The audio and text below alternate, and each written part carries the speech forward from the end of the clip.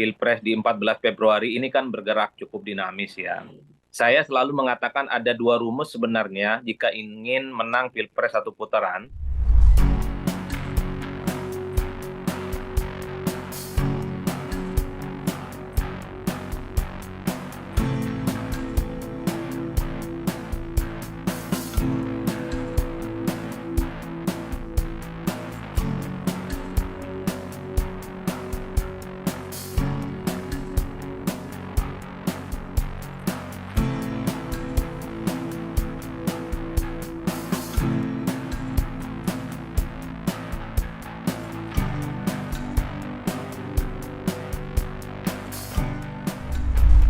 Ada dua hal ya, Mbak. Pertama, memang peta elektabilitas menuju Pilpres di 14 Februari ini kan bergerak cukup dinamis ya.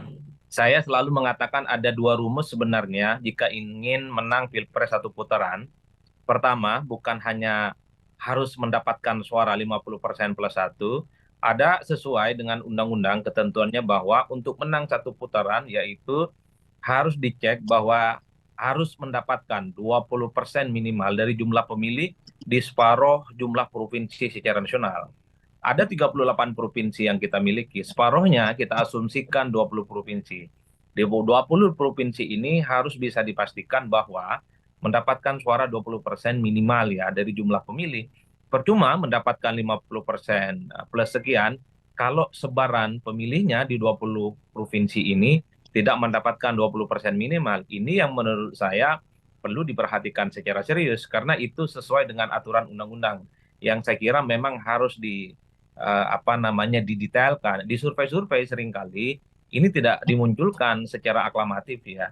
Kira-kira misalnya Pak Prabowo itu menang di beberapa provinsi, kemudian Pak Ganjar di beberapa provinsi dan Anies di beberapa provinsi.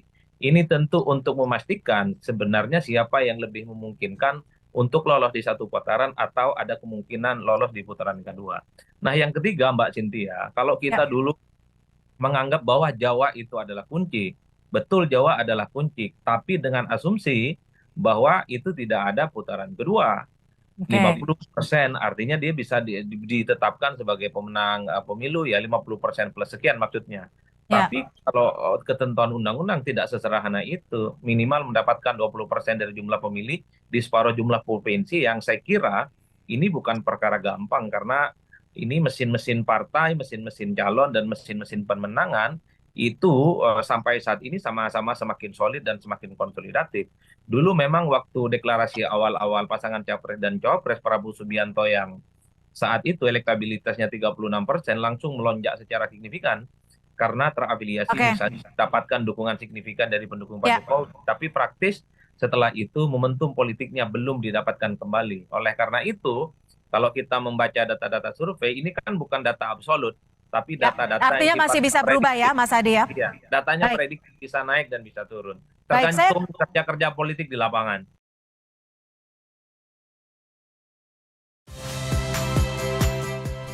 Saya Muhammad Syahreza. Saksikan program-program Kompas TV melalui siaran digital, pay TV, dan media streaming lainnya. Kompas TV, independen, terpercaya.